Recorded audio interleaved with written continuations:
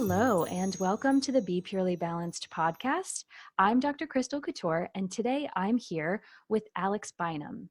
Alex is the founder of Empower You, a healing center for women in Brookline, Massachusetts, where she's led hundreds of people to healing through ancient mystery school techniques. She is also recognized locally as a master networker and leader in the Boston community. Whether it's on her podcast, via social media, or engaging with clients, Alex brings a unique mix of charm, awareness, and heart to traditional business. As a highly demanded expert in the field of healing, she has worked with major companies such as State Street and Whole Foods. Hi, Alex. Hi, Crystal. Thank you so much for having me today. Thanks for being with us today. Absolutely. I would love to hear your story, how you got into healing. Yeah, for sure. People love this story because I was the total skeptic. And so, I was willing to try anything and everything to heal myself except for spiritual healing. And I wasn't doing too great in my early 20s. I was on, antidepressants, anti-anxiety meds and therapy, going to all these different types of workshops and seminars.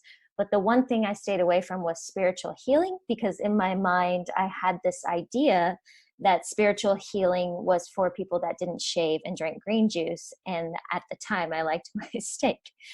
So my friend, I owed him a favor because he has really bad social anxiety. And he's like, look, you owe me a favor. You're going to this meditation class. And I was like, no, please, I don't want to be around weirdos. So I really didn't want to go. And I ended up going to this class, and I had meditated before. That wasn't really the issue. The thing was, when I was in that room and experiencing that energy of that class, it was, again, the energy that really spoke to me. And my heart was just like, when you find something that's like a hell yes, it was like my heart was exploding out of my chest. And one thing led to another. And that was kind of my beginning into spirituality. Yeah. So when people ask me, how did you find this or that, is like, I have a interesting story in terms of like, I wasn't looking, well, I guess on some level, of course I was looking for it, but I was very like in my resistance about it. Yeah, the resistance came up for such a big way. I love how you describe yourself as a former skeptic of spiritual healing. Totally. I think I grew up in Tennessee, and, spiritual healing down there, it's like, you've run away from the church, you speak in tongues, like you're crazy. So, I had all these mixed ideas in my head about it. Wow. Okay, so you went to this meditation class, you got the big hell yes, and then what happened? I kept going back. I was like, I don't know what's here for me, but there is definitely something here for me. So I started going to meditations every week. The instructor, his name was Jordan Bain. I'm sure some people may know him in the Boston area.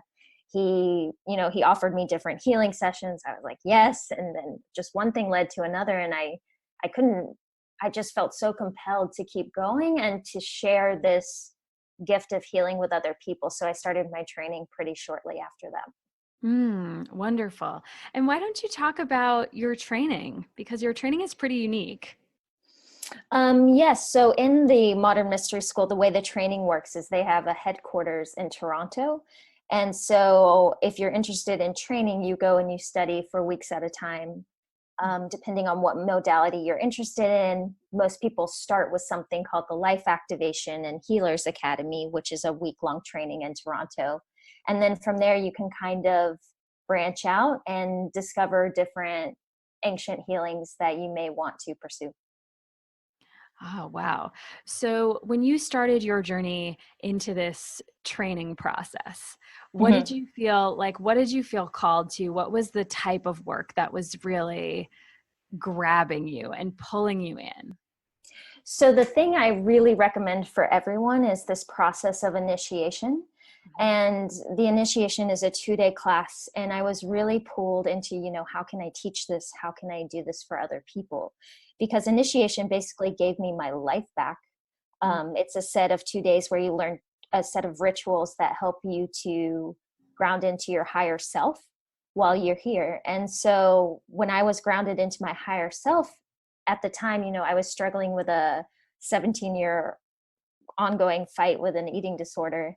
And about 6 months after using those rituals daily, after the initiation process, I like forgot to hurt myself. I didn't even understand why I would do that to myself after 17 years of struggle with it. So it was like, this grounding of the higher self into this physicality was so helpful in terms of just really moving forward and progressing.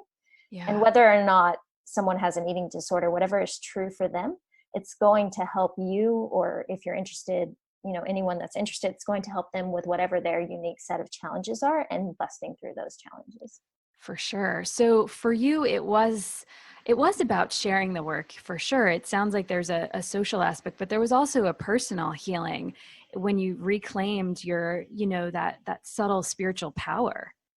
Yeah, of course. It's like we teach what we need to learn. I don't know if you've heard that phrase before, Of course, of but course. I'm a healer because I want to heal, right? So yes, there was definitely a personal, I don't know if agenda is the right word, but a personal need to pursue my own healing.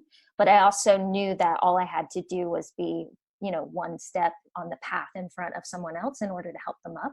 And Yeah. so, I think people get confused that, you have to be enlightened and you can't have any issues, and, you have no challenges in Mm. order to be a healer or a a professional in the spiritual realm. It's like, no, you just have to be working on yourself and committed to your growth. So, yes, there was definitely some things I needed to really take care of in my life.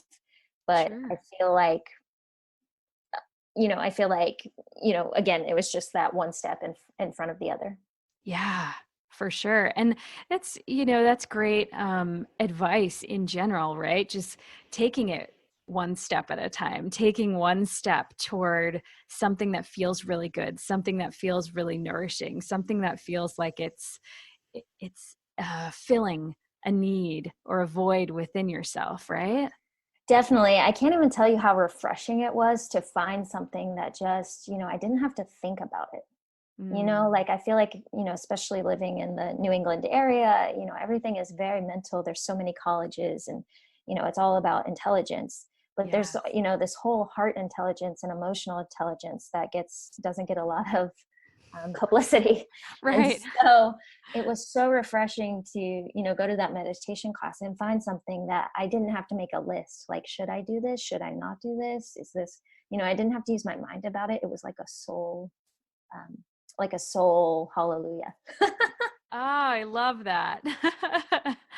And it's great, to really step out of that head space and that mind space and the analytical space. We're in the same location, so we're surrounded by these amazing colleges and all of this intellect. And it is sometimes hard to kind of get a break from it and a beat from it. And 10 years ago, it was really hard, you know? Mhm.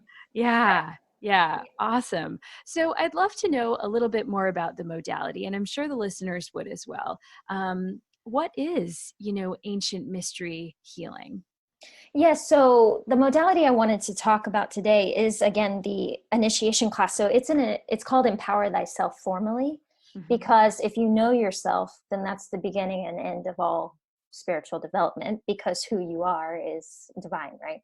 Mm, So, you spend 2 days tapped in this very high vibration, ancient energy, which is very hard to explain. The room is set up in such a way that it's really helping you to clear and to let go, and just learning about these ancient mysteries that people have probably always had questions about, like, reincarnation, or, who are we? What are we doing here? These type of questions. And so there's a lot of ancient teachings that have been passed down for 3,000 years, talked about in those 2 days.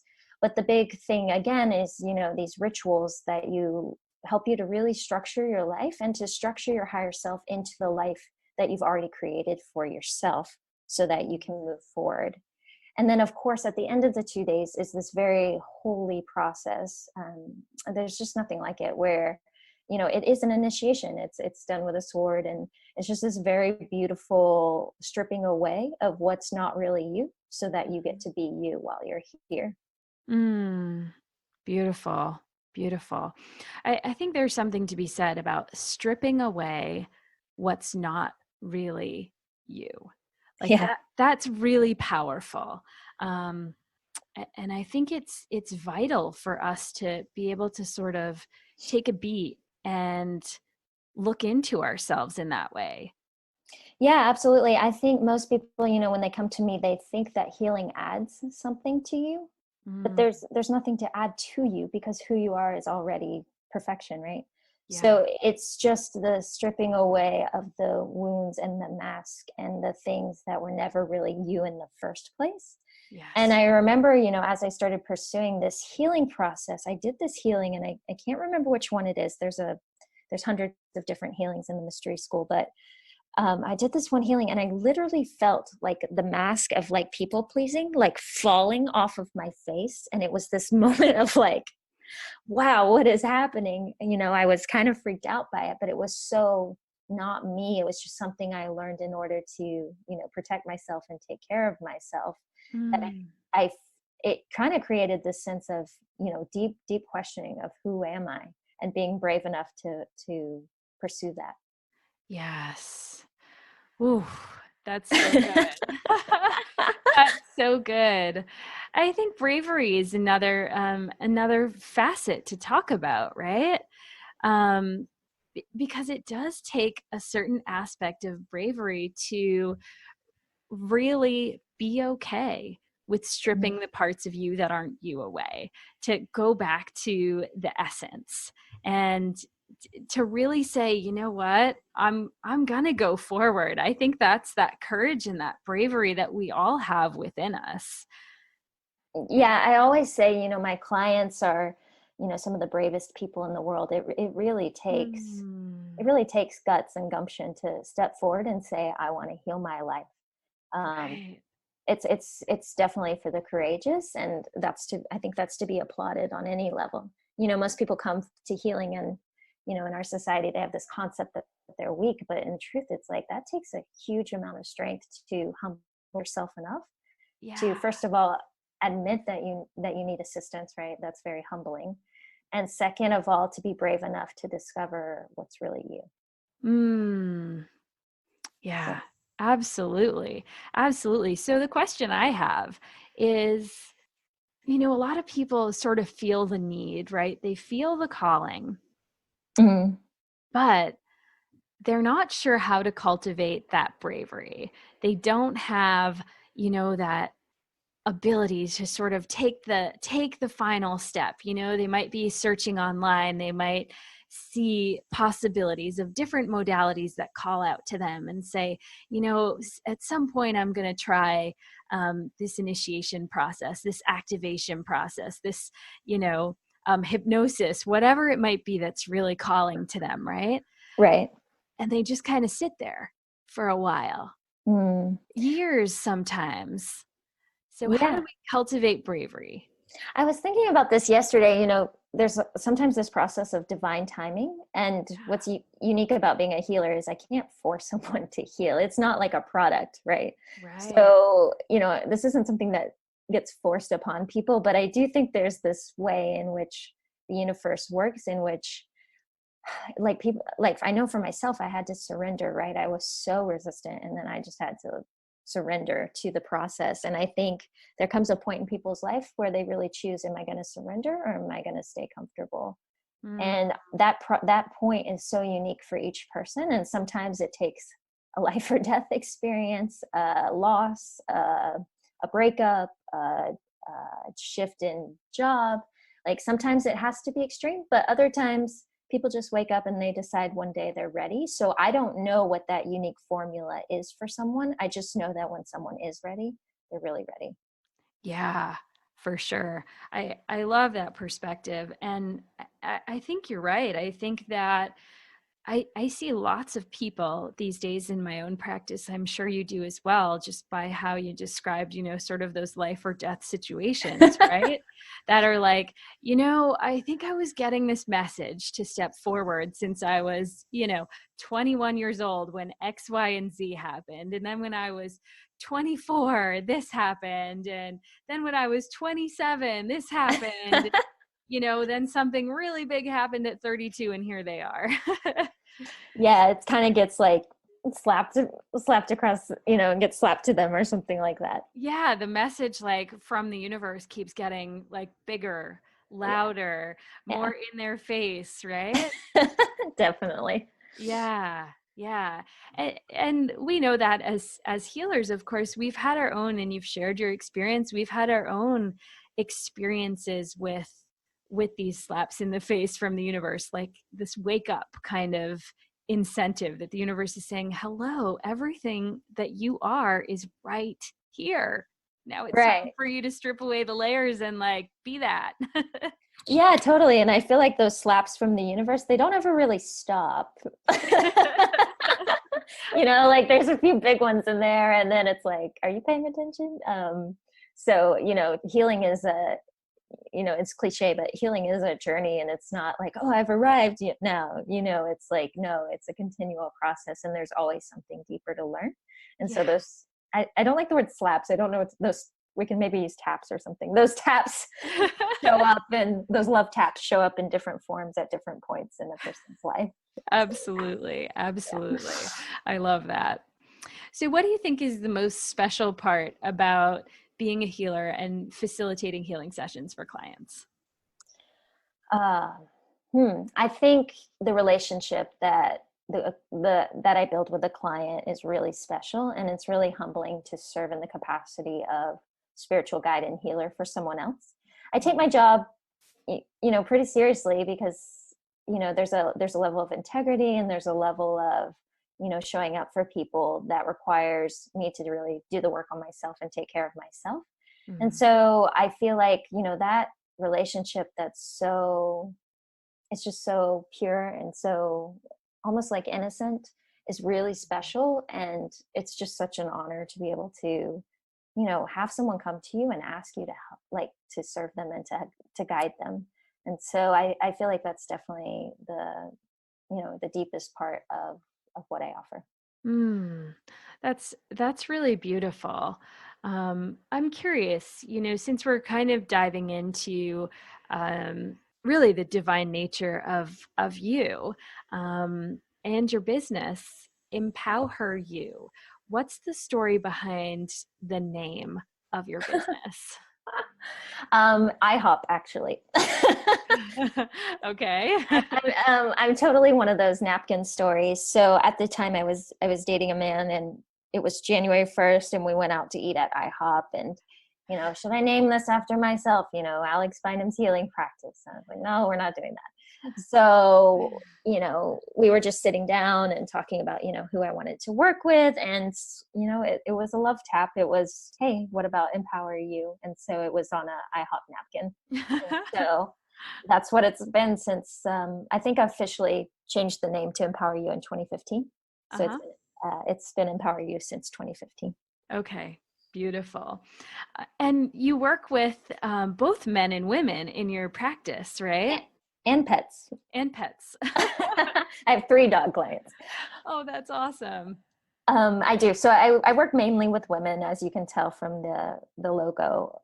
But what happens is a lot of times women bring their boyfriends or their husbands to healing as well. And then sometimes people have anxious animals, like anxious dogs, or you know What something off happened? with their pet, and they want their dog to receive energy healing. It's always really funny because the vibration of the room is set up in such a way that it's very high. And so when a animal comes in, they don't want to leave the room. And so owners are like dragging their dogs out, trying to get their dog out of the office, which is really funny. I Um, I love that. And I think it's, it's sometimes restrictive when we say, our business is to work with women and empower women. Um, and then men just show up and it's like, oh my gosh, I love working with these men too, but I think that there's masculine and feminine qualities within all the creatures, dogs, cats alike, as well as humans, certainly. So there's an aspect of empowering that subtle feminine energy within men as well. yeah, I've toyed with, should I keep this as Empower You? And the truth is, I do think, moving into moving into the new paradigm, which means like unity and co-creation and working together, that women are going to lead that way. And so I do keep the name as Empower You, but I also recognize how valuable men are and how much I love men and love working with men. Yeah. So yeah, that's definitely something I've definitely been playing with, but I do at this moment like it as Empower You. Yeah, absolutely. I love that. And I love sort of the subtle play on empowering um, the feminine within, any Yeah. being. Yeah, that's fantastic. What would you say are a few tips that you could share with someone that your modality has gifted to you? A few tips that my modality has gifted to me personally. Yeah. I would say the big one is the eating disorder stuff. So, I never understood that you could actually heal something. I Mhm. understood that I could band-aid it. I understood that I could fight it. I did not know that you could be done with something. It actually created a sense of like almost an identity crisis, because I had been fighting being bulimic and anorexic for 17 years, and then all of a sudden it didn't exist anymore. And then Mm, I didn't know who I was because that was my identity. So it gifted me with a almost like a brand new way of being and a brand new understanding of myself, that I wasn't that thing. And yes. so, I know people have different struggles, but whatever the struggle is, it's like, how might your life look if that struggle was healed? Yeah. And so that was one of the big gifts that this healing work has given me. Yeah. Another really big gift this healing work has given me, doing it for years. I think I've been doing it for 6 years now, but I had hyperthyroidism since I was, I think, 16. Yeah, so maybe 16 years old. And if you know anything about hyperthyroidism, you take a pill every day, you get your blood levels checked, 2 or 3 times a year, and you Yeah. just stay on top of your thyroid. And so, I was like, nope, this isn't what I want for my life. Like, I'm going to create my reality. I don't want to be on this medication. So I pursued, of course, this ancient healing work, and I really committed, like, this is my focus. This is what I want to heal right now. And it was Mhm. all about the healing around it, was all about using my voice. And part of the reason that, I reached out to do this podcast and started a podcast and do some public speaking is because I wasn't using my voice and I wasn't speaking my truth, and it was stifling my thyroid. Mm. So I, went through the healing process, something called Universal Kabbalah, which is offered in the mystery school. And I went through that process and I started public speaking and joined a Toastmasters group and all of these things. And all of a sudden, the medication went down. And then all of a sudden I didn't need it anymore. And the doctor was like perplexed, but of course I understood what was going on, because most people that take a thyroid pill never come off of it. Right. And I was just like, I didn't want that to be my reality. And so, I haven't been on thyroid medication for, I think, 2 or 3 years now, which is really amazing. And Mm. people really love that story because it's just evidence that, you can heal anything you want to heal if you put in the work and you're willing to focus on it and commit to it. So Beautiful. Yeah. I think both of those aspects of healing that you're really sharing sort of have weaved within it this idea of exactly what you said when you started. You can be done with something. And I think that's so important for listeners to hear. I think that's so important for anyone to hear, is that when they're in that space of struggle of any kind, that it is possible. It might take some work, it might take some effort, but it is possible to be done with something that doesn't feel good, that doesn't serve. yeah, and I don't think our society is set up to help us to understand that, because I really did not understand that. And I don't feel like I'm alone in that. Like, I felt like, this is what separates me from everyone else. This is the wound that I can't get over. That was my mentality all the way up until I found healing. And then I was like dumbfounded that Yeah. that healing was actually possible. And so Right. it's my part of my mission is to keep sharing that over and over and over again, so that, maybe one more person hears it, or one more person hears it and knows that it's possible for them too.